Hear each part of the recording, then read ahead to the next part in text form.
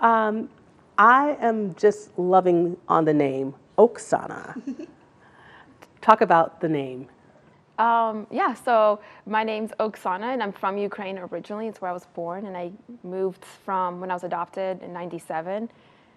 Came to Buffalo, New York with my mom, and Oksana is Ukrainian, and Oksana is Russian, and a lot of people are surprised to learn that, but Yeah, and definitely an interesting little tidbit there. Yeah. Buffalo. Yeah. How did that link happen? You said your mom brought you here. Yeah, my mom, literally, like, I'm so lucky. In some ways, I was like a little, the whole adoption thing with my mom was like a bargaining tool in a way, because my mom, was a professor at University of Buffalo at UB, and somebody asked her to write, like, contribute to a chapter in the book for academic side, and she knew that person recently adopted, and so she said, I will help do this if you have coffee with me and talk about the adoption process and where to start. And so it all started there in that whole process while she was here in Buffalo. And took 2 years. She tried to get me in '95. Took 2 years for the whole adoption process to happen. And then a lot of things, something that a lot of people don't know is there was a moratorium that was put on, like, also in the US for foreign adoptions around that time. And I was the first American child adopted when that was lifted here in the US and came over to Buffalo, New York. Of all places, Buffalo. Of all the places, to Buffalo. A little cold weather. That kind of helps out a lot. Surprisingly, it's similar to Ukraine, though. Yeah. Tell me more about your mom. Just watching a little bit of that documentary.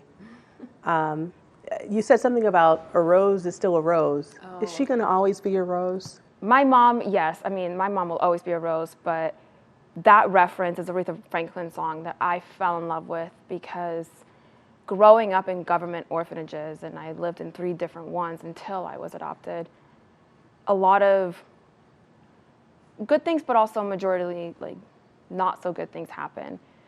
And I really struggled with the whole process of loving every part of me, and the memories that I had at night no one knew about. And when I heard that lyric, Aretha Franklin sang it with the soul that she adds to it. A rose is still a rose. Yeah, and always will be a rose. Yeah.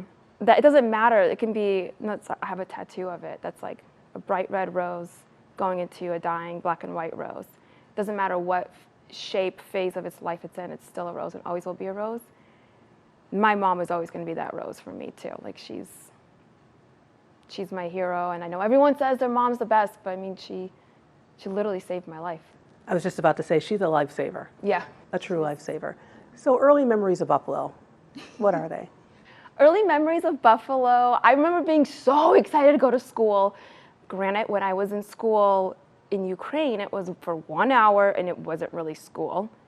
And I went to school, elementary school I went to was Maple Mere at Sweet Home District, and realized that that is a 7-hour school day, and it's not at all what I thought it was going to be. My mom had to bribe me with French toast sticks from Burger King that, okay, we'll go there if I love bread. Bread is like my security blanket. We'll do that. And then growing up, there was like this Anderson's Custard. ice cream. Yeah, Yeah. custard shop. And when they had the orange flavor, I had to go there every single time for that. And when I came to, there's something I didn't realize how special it was, and I wish it was more everywhere in the U.S., but there was a Ukrainian community around Buffalo too. So Yes. I actually went after school to Ukrainian school, where I would maintain my language and do all of the stuff. And that was actually a requirement that the Ukrainian orphanage made my mom make sure she would do that, and I would keep my Ukrainian language, which I forgot now. I can't speak it at all. But I spoke it when I was here in Buffalo. Yeah, and it's amazing because I'm gonna go to like my first ever Bills games, and with my childhood friend here from Buffalo, New York too, that I remember like the day when we had to leave Buffalo, and her family were on that driveway. We're just bawling and just really, really excited. What's your friend's name? Jessica. Wow, that's cool. Jessica So you're going to be Gross. on the field today. That's a big deal. I'm very excited. That's a huge deal. It's so weird. It's like coming full circle. Like Yeah. where it all began, how it was, to like, oh my gosh, the stars are aligning, and I don't know how. It's a beautiful story. what's even more beautiful is the Olympics. Walk me through that journey. How did we get there? So I actually I've never heard of the Paralympics at all because I compete in the Paralympic Games, which is, a lot of people think Paralympics means for paralyzed people, but it really is Greek for parallel and alongside to the Olympics. And so it's every 4 years for the summer and every 4 years for the winter.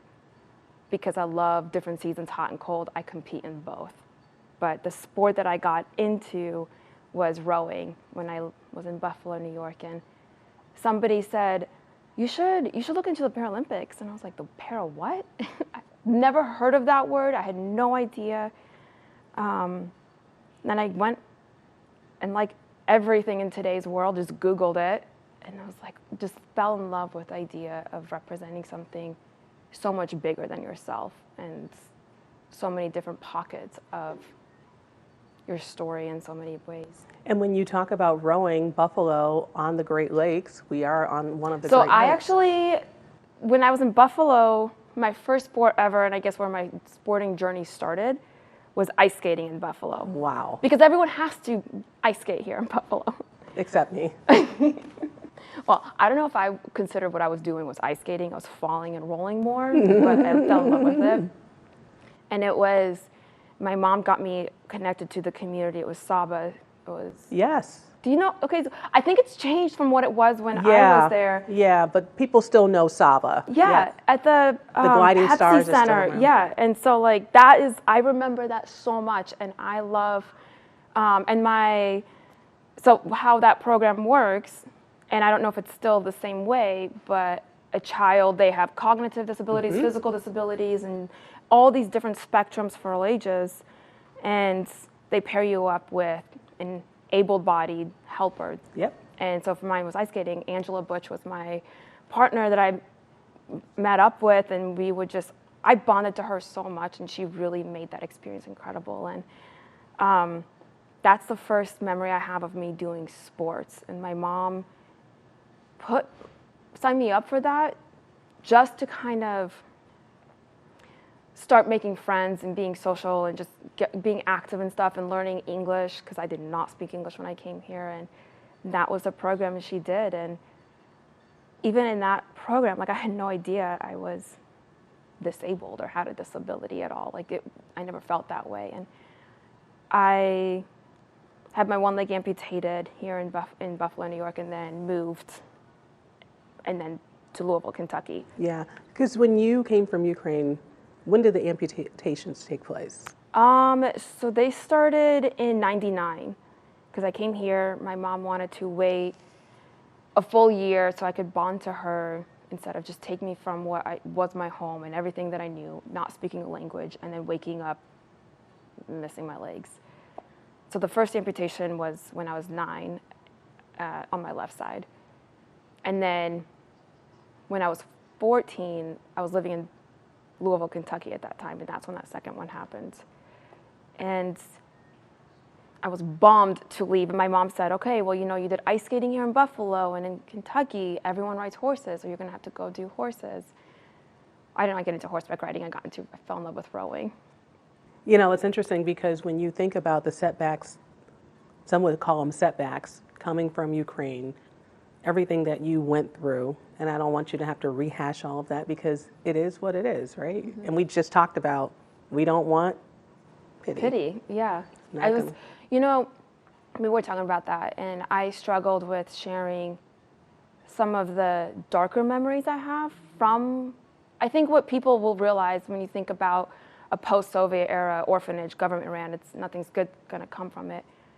And I didn't want to share parts of my experiences and my story for the fact that I didn't want pity and be viewed this way.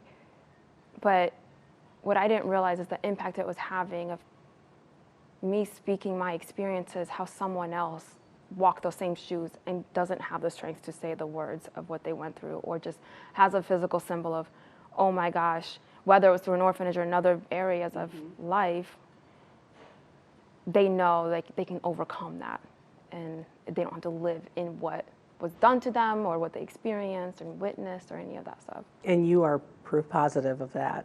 I hope so. You Hope just definitely one are. person. So let's talk about the Olympics. How many Olympics? When did you go? What happened? The sports? Walk people through that.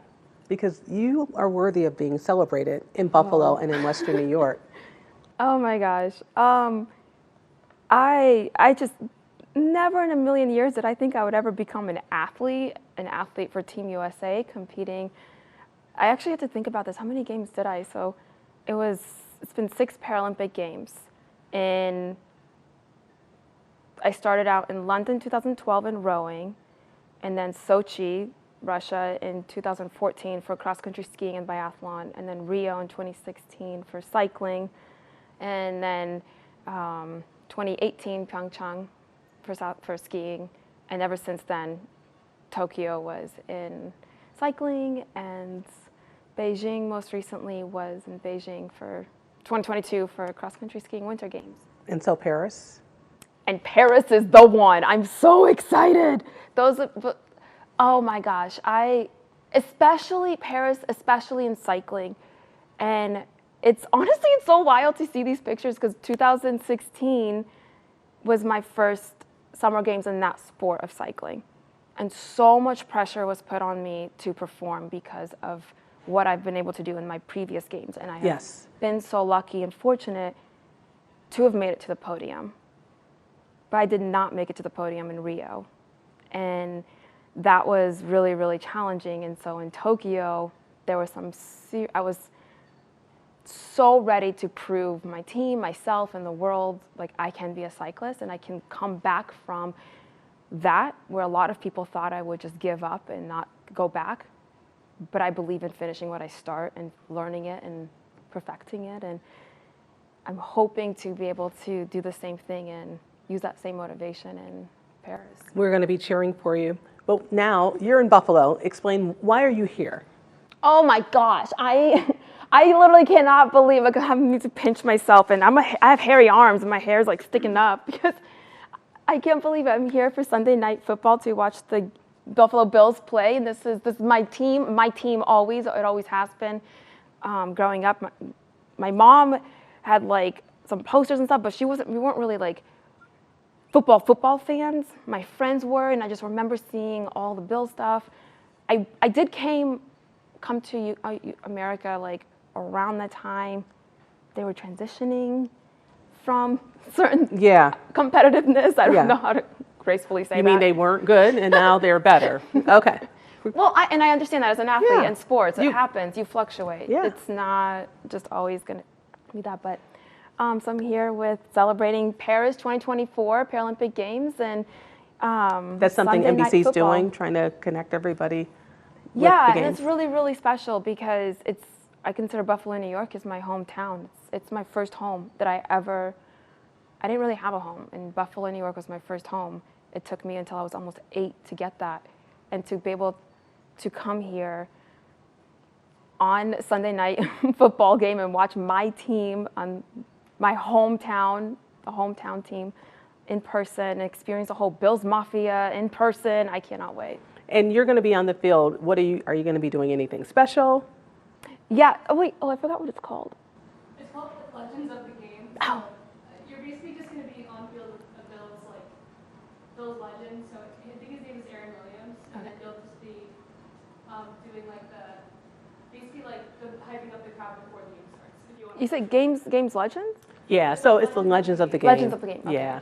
So they'll usually take a Bills player from the past, bring them back, hey, you're the legend of the game, and then you'll be with that person, and then it's like you're the hype woman. Oh, I don't know about that. But that's some things what's so special is, I think, and what's so special with, because NBC is the main coverage for Paralympic Games and Olympic Games. But primarily the Paralympic Games, they are upping the hours and viewerships or how much viewerships every year that everyone tunes in, because they're investing more in para sports and making us see more, which is going to help the next generation of athletes be able to see what's possible in sports. Isn't that important though? Because, you have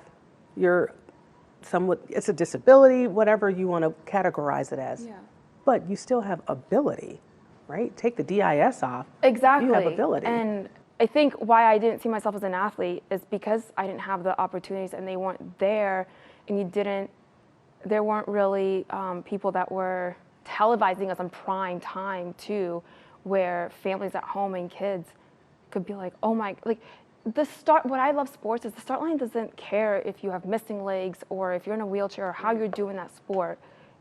It's just a start and you just go, and you can't become something and dream something to be if you cannot see it's possible and see yourself in it or see someone that looks like you doing it.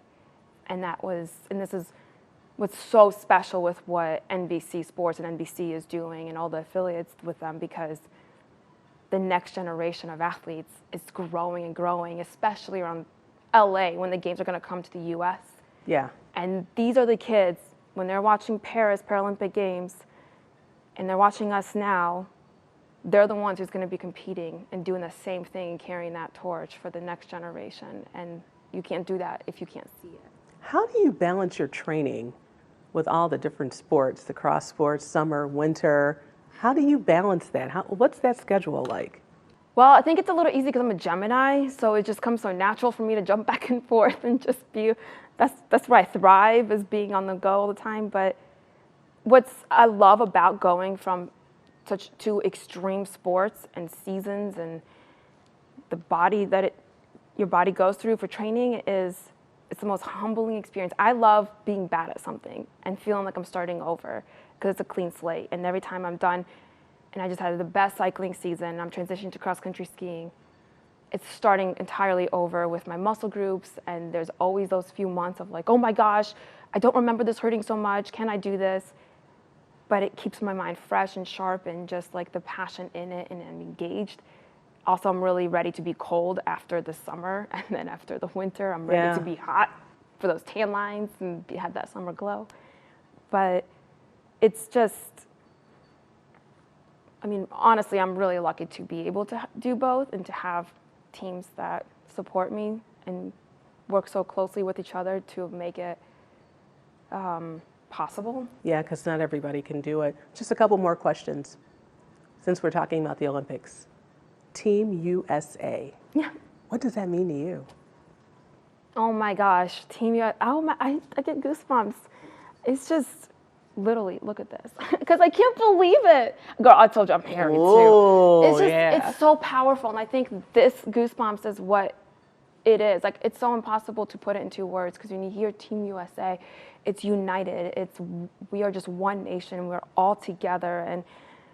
And what's the best thing in all these different sports, all these different backgrounds, we're united on that start line with the same love for our country. And that's what's so special about Team USA. And I'm just, I can't believe that I get to wear that on my uniform.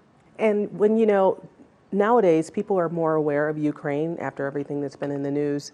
So I'm sure that has to hit you at points too, when you think about the homeland. Mm-hmm. Although this is home now, all of that adversity that you've gone through, horrific, but all the beauty and the love and the rose is still a rose, and where you are in the Olympics, what do you think and what do you hope people learn from you?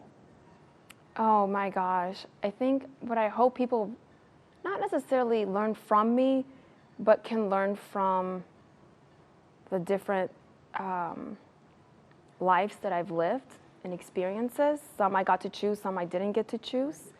Some the story was written for me, some I get to decide how the story is written and unfolds. And I guess it's just that. Like, you really get to, well, two things. You ultimately get to decide how your story unfolds and is written. And if you don't like a few chapters, just know those are just a few chapters in the whole grand scheme of a giant book and a novel that you can rewrite over and over. And there's no perfect timeline. But also the resilient side of things, I think as humans, we are so resilient, and we are meant to adapt and to thrive and to overcome. And we're all capable of it. It's just the mindset if you want to. Because the only thing that's going to stop you is the mind, not any body, not any person. But I mean, you might have those people that might be the walls, but you get to decide how you pivot around that. That's right. You get the cards, you play them the way you need to play them. Yeah. And you know what? Sometimes those cards means you have to fold, but that doesn't mean that is done. It's just that door right there is done, and you get to carve out that new path, and that's okay to fail. I think, especially in sports, as an athlete, a lot of people view, and society has put the word failure as this negative thing, and I think that's why in Rio I felt the way I did, and it was so hard because of society's perception of failure and what it is, and it's okay, we're human. We are not going to constantly, kind of like we're talking about the Bills. Like, right. It's fluid. It's not. And if you fall, what do you have to do? You're just going to stand up. And it's a quote that's been said many times again, but you stand up more than you fall. But you're the one that decides if you want to stay down or not the people around you, yeah.